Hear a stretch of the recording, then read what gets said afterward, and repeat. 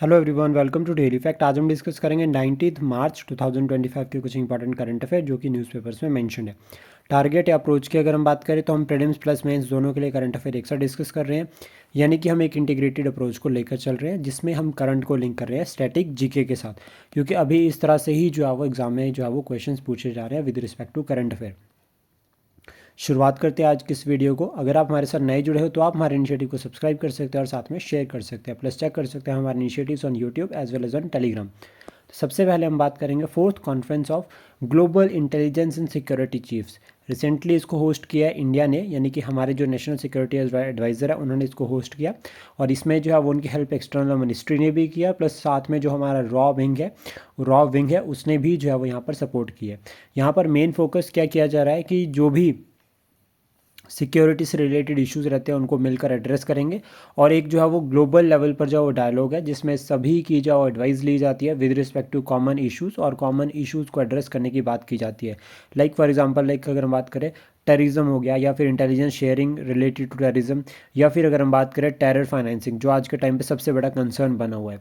और जो ये फोर्थ कॉन्फ्रेंस हुई है इसमें कहा जा रहा है कि करीब 20 से ज़्यादा जो नेशंस के जो आपके इंटेलिजेंस ऑफिशियल्स हैं उन्होंने यहाँ पर जो पार्टिसिपेट किया, प्लस साथ में 5i जो मेंबर ग्रुप है उनके जो इंटेलिजेंस ऑफिसर्स हैं उन्होंने भी जो है वो यहाँ पर पार्टिसिपेट किया है, जिसमें अगर हम बात करें यूएसए, यूके, ऑस्ट्रेलिया, न्यूजीलैंड और कनाडा, ये जो है वो 5i कंट्रीज़ है। यानी कि इनका जो डिफेंस सिस्टम है या इंटेलिजेंस सिस्टम है वो शेयरिंग है, ये एक दूसरे को इन्फॉर्मेशन प्रोवाइड करते रहते हैं। और ये कब इवॉल्व हुए थे? वर्ल्ड वॉर 2 के टाइम पे। स्पेशली जो जर्मनी और जो जापान के जो कोड्स थे ना उनको एड्रेस करने के लिए जो वो ये 5i कंट्रीज़ एक साथ मिलकर जो है वो वर्क कर रहे थे इंटेलिजेंस के फील्ड में। देन उसका नेक्स्ट है ब्रेन अवेयरनेस वीक। ये 3rd वीक ऑफ मार्च जो है वो हम ब्रेन अवेयरनेस वीक मनाते हैं, जिसमें हमारा फोकस रहता है, हम हाईलाइट करते हैं ब्रेन साइंसेज का रोल, स्पेशली एड्रेसिंग रिलेटेड मतलब disease related to the brain.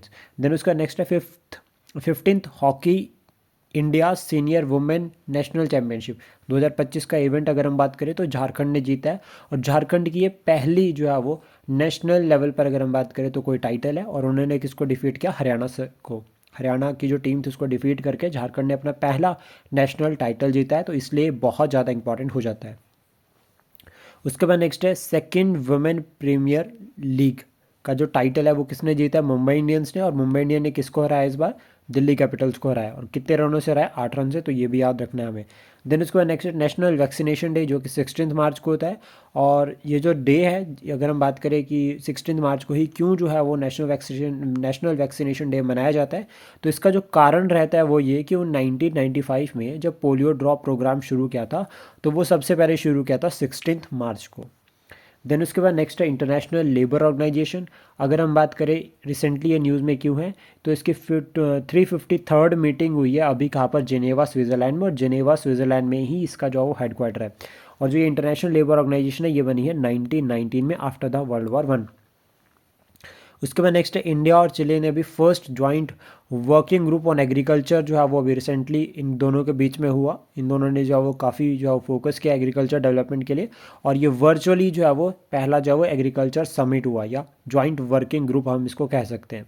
तो इसमें फोकस किया जा रहा है एग्रीकल्चर डेवलपमेंट की तरफ, फार्मर वेलफेयर्स की तरफ, और प्लस साथ में इंक्रीज़ करना फार्मर्स इनकम, प्लस चिले से जुड़े हुए कुछ इंपॉर्टेंट पॉइंट्स जो आपको याद रखने हैं।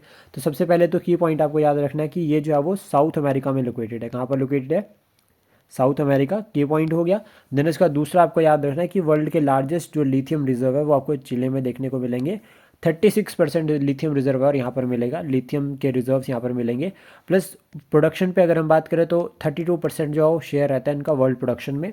और लिथियम ट्रायंगल एग्जाम में एक बार पूछा गया है, इसमें कंट्रीज इन्वॉल्व होती है चिले, अर्जेंटीना और बोलीविया। अब इसको हम ABC से भी याद कर सकते हैं, अर्जेंटीना, बोलीविया और चिले, इस तरह से इसको याद किया जा सकता है। देन उसका नेक्स्ट है इंडिया जो वो 3rd लार्जेस्ट इकॉनमी बन जाएगा बाय 2028, ऐसा किसने कहा है? मॉर्गन स्टैनली ने। तो मॉर्गन स्टैनली ने ये कहा है कि भारत जो है वो 2028 तक जो 5 ट्रिलियन इकॉनमी बनेगा, जिसमें हमारा जो शेयर कितना रहेगा वो रहेगा 3rd वर्ल्ड लेवल पर, यानी कि वर्ल्ड की तीसरी सबसे बड़ी अर्थव्यवस्था जो भारत बन जाएगा 2028 तक। अभी यहाँ पर एक आ जा रहा है कि फिर इंडिया जो वो जर्मनी को ओवरटेक कर देगा, और अगर हम बात करें कितनी इकॉनमी होगी हमारी 2028 में, वो होगी 5.7 ट्रिलियन। 2023 यानी कि अभी अगर हम बात करें तो हमारी कितनी है, 3.5 ट्रिलियन डॉलर, 3.5 ट्रिलियन। और 2026 में हमारी कितनी होगी डॉलर, 4.7 ट्रिलियन। देन उसके बाद 2028 में अगर हम बात करें तो हम ग्रो कर जाएंगे 5.7 ट्रिलियन, और फिर हम जो वर्ल्ड की थर्ड लार्जेस्ट जो है वो इकॉनमी बन जाएंगे। देन उसके बाद नेक्स्ट है, आरबीआई को अभी रिसेंटली अवार्ड मिला है डिजिटल ट्रांसफॉर्मेशन अवार्ड 2025। और क्यों मिला है, उनके डिजिटल इनिशिएटिव्स के लिए।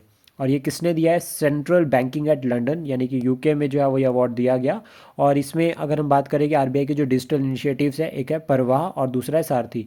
ये दो इंपॉर्टेंट इनिशिएटिव्स जिनके लिए जो है वो आरबीआई को जो है वो डिजिटल अवार्ड मिला है। और ये जो दोनों अवार्ड्स है, इसके थ्रू जो बैंकिंग सिस्टम है, स्पेशली अगर हम बात करें जो डिजिटल बैंकिंग सिस्टम है उसको इंप्रूव करने की बात जो आरबीआई ने इसमें की हुई है। प्लस साथ में याद रखना, आरबीआई की एस्टेब्लिशमेंट जो एज एन फेडरल बैंक हुई थी under the government of India 1935, और इसमें जो फेडरल बैंक के बारे में कहा गया था। प्लस साथ में आपको एक पॉइंट और भी याद रखना है कि 1934 को जो है उसके बाद जो है आपका आरबीआई जो बना हुआ है। तो आपका जो आरबीआई है, ठीक है, गवर्नमेंट ऑफ इंडिया 1935 में कहा था कि आपका जो होगा फेडरल बैंक होगा। और आरबीआई का हेडक्वार्टर कहाँ पर, ये आप कमेंट बॉक्स में बता सकते हैं, ये बहुत इंपॉर्टेंट रहेगा। और आरबीआई एक्ट भी बहुत इंपॉर्टेंट रहता है 1934 का।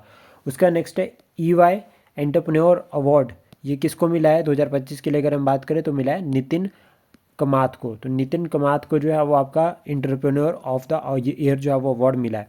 उसके बाद नेक्स्ट है बोंगो सागर, ये एक नेवल एक्सरसाइज है जो इंडिया और बांग्लादेश के बीच में है। और यहाँ पर अगर हम बात करें तो आईएनएस रणवीर ने जो है वो पार्टिसिपेट किया भारत की साइड से। और ये एक्सरसाइज कहाँ पर हुई है, बे ऑफ बंगाल में। तो ये भी आपको जो है वो याद रखना है कि एक्सरसाइज कहाँ पर हुई है, बे ऑफ बंगाल। आरबीआई एक्ट 1934 है, ये बिल्कुल आपको याद रखना है। देन उसका नेक्स्ट है 12th addition of the exercise खंजर। खंजर जो एक्सरसाइज है उसका 12th एडिशन वो इन कहाँ पर हुआ है, किर्गिस्तान में। इंडिया और किर्गिस्तान के बीच में ये जो है वो एक एक्सरसाइज है, और इसका एडिशन अगर हम बात करें 12th तो कहाँ पर हुआ है, अभी किर्गिस्तान। देन उसका नेक्स्ट है सिक्योरिटी बेल्ट 2025, ये जो है वो एक एक्सरसाइज है joint between Russia, naval exercise है चाइना और ईरान। और 7th एडिशन इसका जो कहाँ पर हुआ है, ईरान में। तो ये भी हमारे लिए इंपॉर्टेंट रहेगा बहुत ज़्यादा। देन उसका नेक्स्ट है धर्म गार्डियन 6th एडिशन अगर हम बात करें तो जापान में हुआ। ये जो एक्सरसाइज है मिलिट्री एक्सरसाइज है, यानी कि आर्मी एक्सरसाइज है बिटवीन इंडिया एंड जापान।